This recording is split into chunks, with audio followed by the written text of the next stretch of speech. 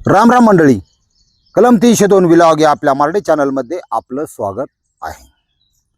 आज अशी घटना बघायची की घटनेचा जो शेवट आहे थोडा भयानक आणि बऱ्याच लोकांना असं वाटतं की कोर्ट कचेरी याच्यातून आम्ही काय सुटून जाऊ पैशाच्या आधारे. लागलो 2 लाख जाऊन दे, 5 लाख जाऊन दे, पण तुझा काटाच बसवतो असे म्हणणारे बरेच आहेत. त्यांच्यासाठी हा एक धडा आहे, लक्षात घ्या. उद्दिष्ट क्राईम करू नका हेच आहे. त्यासाठी आपला सोलापूर जिल्हा ज्वारीचा आगार एक नंबर. ह्या सोलापूर जिल्ह्यात माढा तालुका आहे आणि माढा तालुक्यातल्या मेंढा पोलीस स्टेशनच्या अंतर्गत घडलेला हा विषय. म्हशीचा आणि दामिनीचा जसा वाद असतो तसं तुम्हाला वाटतं का बायाबायांचं पटतलंय? अजिबात नाही. काय देवाने दुनिया बनवली, सासू सुनचं अजिबात पटत नाही, जावाचं अजिबात पटत नाही. 10% असत्या चांगल्या, पण 90% नुसतं असं. सदाशिव कासने आणि त्यांची बायको आहे नीता, ही थोरलं कुटुंब, दोघा भावाचं एकत्र कुटुंब होतं. धाकटा भाऊ सतीश कासने. आता विषय असा आहे, सतीश जोपर्यंत लग्न झालेलं नव्हतं, अवैध होता, त्यावेळेस त्याचं खायचं प्यायचं वहिनी सगळं व्यवस्थित चाललं होतं. पण त्याचं लग्न झालंय 29 नोव्हेंबर 2022ला. निकाल आत्ता लागलाय 26ला प्रकरणाचा. सुरुवात सांगतो तुम्हाला. जसं लग्न झालं आणि त्याची बायको संगीता आली भाऊ लक्ष्मीच्या पावलांनी घरात. पहिल्यांदाच त्यात थोडा विषय घरगुती त्यांचा असा होता की ही थोरली आहे, एक पोरग होतं. थोरलीला दागिनं बिगिनं सगळं होतं. आपलं काय 2-3 तोळा असते, ती स्त्रीधन मानतात ती. पण प्रपंच लय वाईट असतो. काही कारण असतं, म्हणजे पाईपलाईन करायची ती वावरात असं धरून चाला. ती दागिनं गाण ठेवलं होतं बँकेत. ती काय रक्कम मोठी असल्यामुळं सोडवता नाही. लेकाचं लग्न करायचं म्हणलं तरी आजकाल सगळा खर्च आहे. मग भावाचा चांगला विचार, चांगलं पटायचं. म्हणजे लग्न होणं गरजेचं आहे, दागिनं आणतो तुझं, बेनटेक्स घाल. तिने 500 रुपयाचं बेनटेक्स घातलं भाऊ. ही धाकटी जी आली डायरेक्ट हिच्यापेक्षा 1 तोळा जास्त भाऊ तिला. आता तिच्या बापाने हौसनी केला, काय दुखायचं कारण नाही का पोटात. पण तिचं सोनं बघितलं की तिला नुसतं त्रास व्हायचा. एक मनातून तिच्या अशी आसक्ती, असूया तयार झाली, जळकी वृत्ती तयार झाली या थोरलीच्या मनात. आणि ती एकदा असं निगेटिव्ह वातावरण एकदा फिट डोक्यात बसली ना बायांच्या, नाही, पार त्या घराचा कोळसा जाते हरकत. पण बाई काय माग हटत नाही बाबा. स्त्रीपायी रामायण घडलं, स्त्रीपायी महाभारत घडलं, आणि आज त्या स्त्रियांच्यामुळं प्रत्येक घरात नुसतं असं आहे भाऊ. असं आहे बऱ्याच जणांचं. इथं विषय असा आहे की ही जलस वृत्ती इतकी टोकाला जाईल असं कुणालाच वाटलं नव्हतं. 4 चौघी आल्या एकत्र बसायला. बायांचं लय अवघड असतं. तुम्ही नळावर बिठून द्या, गप्पा मारायला येऊन द्या. आणि गप्पा मारायला येणाऱ्या मिसरी लावणाऱ्या ह्यात महाहरामी कशा सांगतो तुम्हाला. त्या काढे टाकायचं काम करतात. होय ग, हे असं, ही कुठे गेली, ती तुला काय करायची, तुझ्या घरचं बघ ना, तुला खायला पोटभर मिळते का ते बघ. लोकांची दोन्ही दोनार या. एक आमच्या गावात तर एक महिला अशी आहे की जेवण खाऊन झालं 10-11 वाजल्या, कमीत कमी 6-7 घरं किती. आता नाव घ्यावं, आता संध्याकाळी माझ्या संग भांडा यायला बसते, त्यामुळे घेत नाही. सगळं पहिल्यापासून शेवटपर्यंत तिचं तोंड दमत नाही, काय नाही. पण तिथंच ऐकायचं, दुसऱ्याच कोणाचं ऐकायचं नाही. बाडबाड स्वतःच्या घरचं सांगणार, स्वतःच्या नवऱ्याला तर अजिबात किंमत नाही देणार. ती त्या नवऱ्याचं बी सांगणार, हे असं करतात ते तसं करतात, सुन अशी करते. काय उपयोगी? हे अशी लोक आहेत तुम्हाला सांगतो. असू द्या, पण एखाद्याने ती सांगत असते जर इकडे बघितलं कटाळा आला ना, ते हलवणार त्याला. असं ऐक माझं बायांचंच सांगतो तुम्हाला. मग तिने चहा करू नाही करू 1-1.5 तास झाला, तिला वाटलं भाऊ हिच्या लय डोक्यावर पाणी जायला, हे आता फार ह्या व्हायच्या तयारीत ही. तिथून उठायचं की लगेच दुसरं घर. असा विषय असतो. ही जी नीता आहे हिच्या मनात जलस वृत्ती. आणि मग ती इकडे तिकडे गेली की शिजायची शेजारणीकडे 4 जांभल्या. नीताबाई ह्या संगीताला म्हणायची धाकटीला, नुसतं लाले पावडर लावायची, खरा फरा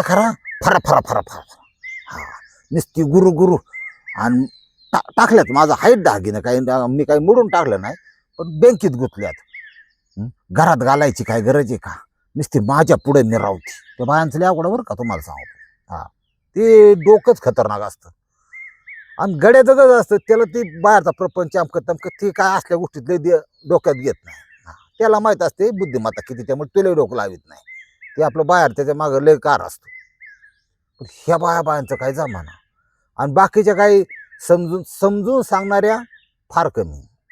आगीत पेट्रोल वाचणाऱ्या जास्त. हा, तिच्याकडे एक दिवस बघच आणि तिला शिव्याच दे आणि आमकत दे आणि वेगळी निघ, असं कर तसं कर. असं बाबाचा होता विचार, पण ही त्याला काय ग बसून द्याय ना, नका देऊन द्या. आता काही काळ निघून गेला, तिचं पोरग थोरलीचं नीताचं खेळत होतं, आपलं बारकं पळतं होतं चांगलं. बिस्किट पोडा त्याच्या पुढ्यात होता, 2-4 बिस्किटं खाली पडलेली. खाल्लं तर आता पोरांचं कसं असं, खाल्लं तर खाल्लं, नाही नाही खाल्लं. मग ही जी धाकटी आहे ती आपली सहज, मग त्यात काही लय पाप नाही.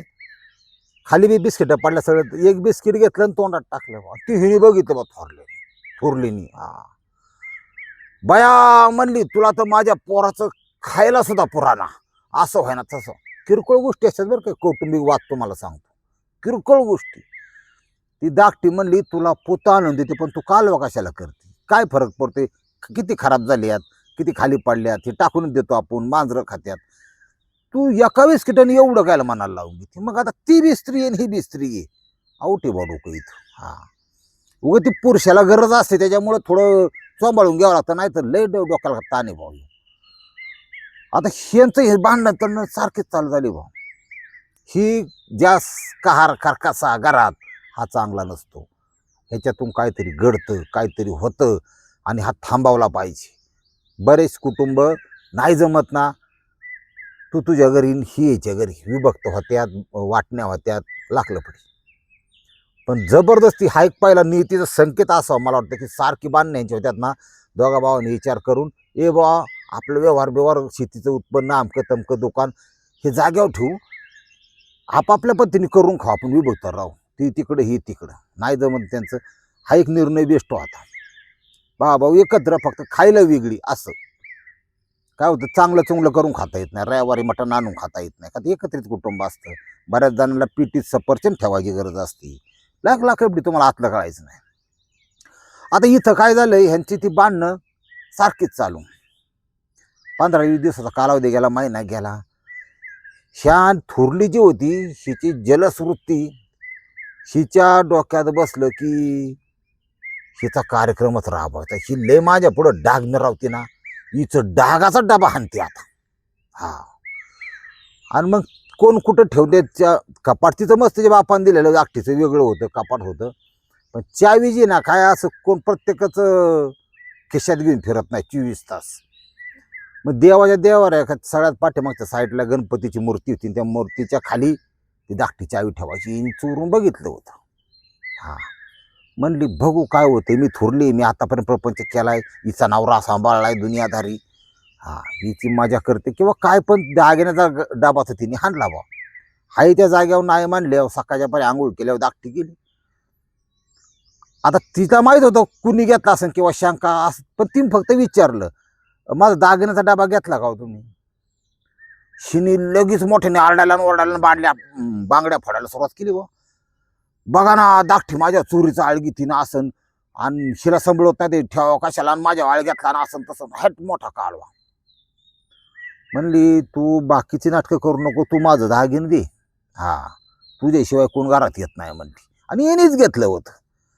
आता म्हणले काय करावं, त्यांचं काय कालवा ही करावं मिटाना. गडी माणसं बाहेर गेली, बारकं पोरगं तिथं. ह्यांची वादावादी इतक्या टोकापर्यंत गेली. ती थोरली नीताबाई ती उठली, आणि धाकटी संगीताबाई तिला पालथी घातली जिफऱ्याला पाडून. पालथी जशी पाडली, ती गुडघा म्हणा काय म्हणा तिच्या गळ्यावर दाबला, खलास बाई ताड पाडून धाकटी तर गेली वर. मग थोडी नाव आली, की ही जी जलसवृत्ती आहे, जळती वृत्ती आहे, ही आपल्याला कुठपर्यंत घेऊन गेली. आता हे काय क्रिमिनल नव्हत्या, आरोपी नव्हत्या, काय नव्हत्या, सराईत नव्हत्या. मग म्हणले काहीतरी केलं पाहिजे. ट्रॅक्टरला आणलेलं डिझेलचं कॅन होतं, ते डिझेलचं कॅन सगळीकडे घरात टाकलं, गादीव बिदीव दिलं पेटून. जसं पेटून दिलं तुम्हाला माहिती आहे ना, मागच्या दाराने ही गेली निघून, पोरगं घेऊन तपलं. अख्ख्या घरात दूर जाळ खाकाना पार, ती बॉडी पार जळून गेली. मग सगळी नाही जळाली, पण वरचा वरचा भाग जळाला. आता एवढं झाल्यावर पटकून गरपेट लोकांनी प्रयत्न केला, अरे आमक तमकी. म्हणले ती टेन्शन मध्येच होती, तिने स्वतःला जाळून घेतलं. ही म्हणती बरं का थोरली. मग पोलिसांना खबर करण्यात आली, पोलीस स्टेशन आलं. तिथं पोलिसांचं कसं असतं की परिस्थितीजन्य पुरावा, त्यांना सगळं कळतं काय झालं असेल, कसं झालं असेल. घरातल्या लोकांचं स्टेटमेंट घेतात ती, कोण काय म्हणतंय, कसं म्हणतंय. ती म्हणली अहो काहीतरी टेन्शन होते, काय होतं काय माहीत नाही, पण तिने पेटून घेतलं असं. बरोबर, घेऊन दे पेटून. तुमचं तिचं संबंध कसं होतं? चांगलं होतं लय. अहो धाकट्या बहिणीसारखी होती माझ्या ती, असं होतं. बरं असून दे. जेव्हा शेजाऱ्या पाजाराची चौकशी होती, ही म्हणती माझ्या धाकट्या बहिणीसाठी होती, शेजारी पाजारीमध्ये आज काच काटून बांधणं व्हायची त्यांची. लय बांधणं होते सारखी, त्या एकमेक पडत नव्हतं. अशा वेळेस जे ह्यांचा चहा पिऊन यांच्यात आग लावणार आहेत ना, बरोबर उलट सांगणार बरं का. ती लय बेकार आहे बिचारी. आई माई गेली, अहो लेकरू बाळ सुद्धा नव्हतं झालं तिला, असं झालं. लोकांचं लय अवघड आहे, हे विश्वास ठेवू नका तुम्ही. आयुष्यात काय नाही करता आलं तरी स्वतःला एकटंच जगता यायला हवं, ध्यानात ठेवा. एकटा माणूस लय सुखी राहतो, कोंडाळा नकोच. आणि ही याचं काय, चल इकडं चल तिकडं, तुमचं आयुष्य खाऊन टाकतात हे लोक. लक्षात घ्या, स्वतःकडे लक्ष द्या. झालं, पोलिसांनी केलं, संशयाच्या आधारे धाकटी तर उचलली. आणि ती काय तसली टिकत नाही. नवीन पोलिसांच्या त्याच्या पुढं महिला कॉन्स्टेबल चौकशीला बसवली ना, टिकतच नाहीत. लगेच कबुली, मीच गळा दाबून मारला असतं. पीएमचा रिपोर्ट बी आला होता, ते बी. इतकी काय पोलिसांनी परफेक्ट केस मांडली तुम्हाला सांगतो, पुराव्यासहित. आरोपी आणि ते हे दाखल झालं कोर्टात. आता हे जे माढा तालुका न्यायालय, त्याच्यामध्ये त्याचा निकाल लागला. आणि निकाल असा लागला की मरेपर्यंत जन्मठेप. भयानक असा निकाल लागला. आता पुढं काय होईल सांगता येणार नाही, पण सगळे साक्षी पुरावे आमकडनं तपासून मरेपर्यंत जन्मठेप ह्या थोरलेला नेताबाईला मिळाली. ह्याच्यातून घ्या एवढंच की कुठून सुरुवात केली आणि कुठं येऊन थांबलं. इथं दागिने गेलं, आला असतं एखाद्याचा कांदा रेंदा गेला. आता कांद्याचं 2 वर्ष वाटच लागली म्हणतात बा, दिवाळीत वाढते ना बाजार. आता बऱ्याच जणांनी, मला सुद्धा शक्यता आहे की यंदा कांदा फसवणार, फक्त आता नाही ऐकायचा. आता कवडी मोल किमतीत आहे, खर्च निघत नाही, त्यात गारपीट. स्वस्त मा कसं काय ना, पण झाकून ठेवावं. दसऱ्याच्या पुढं बाजार हलत्यान असं माझा पण अंदाज आहे. लक्षात घ्या, यंदा कांदा, आणि कारण पाऊस लेट आहे, थोडा पाऊस कमी आहे. 3 महिने मला लवकर येणार नाही. थोडं शेतकऱ्याच्या खिशात 4 पैसे मिळले तर काय फरक पडतं, कारण ती काय नुकसान काय, सरकार काय कात देतं का, काय देतं सरकार? ते असं बादशे पडल्यावर थोडंफार, तसं काय नाही. आणि कुठलं सरकार असून दे, एखाद्याला नाव ठेवायला अर्थ मजा नाही काय. तर ती काढलं असतं, सोडवलं असतं तिथं दागिनं सोनं, फरक पडला असता का? आता ती लेकरूचं अवघड झालंय, एक आत गेली एक मरून गेली, किती अवघड परिस्थिती आहे. त्याच्यामुळं जीवन जगताना माझं असं म्हणणं आहे की सद्विवेक बुद्धी तुमची जागृत ठेवा. काय कुठलीही गोष्ट करणारा एकदा नाही 10 वेळा विचार करून करायचं. आणि कायदा एकदा कचाट्यात सापडला की सुट्टी नाही. त्याच्यात जर पोलीस कोर्ट, तुमचं आपलं वकील, दवाखाना, याची पायरी तुमच्या आयुष्यात कधी ते पायरीच चढायची नाही शक्य. चांगल्या माणसाने ध्यानात ठेवा. काही इतर पर्याय आहेत ते अवलंबायचे, पण त्यांची पायरी चढायची नाही, कारण तिथं फक्त तुमचं रक्त शोषण्याचं काम होणार आहे, ह्याच्यापेक्षा काही नाही. असा विषय. पटलं तर घ्या, नाही तर सोडून द्या. रामकृष्ण हरी माऊली.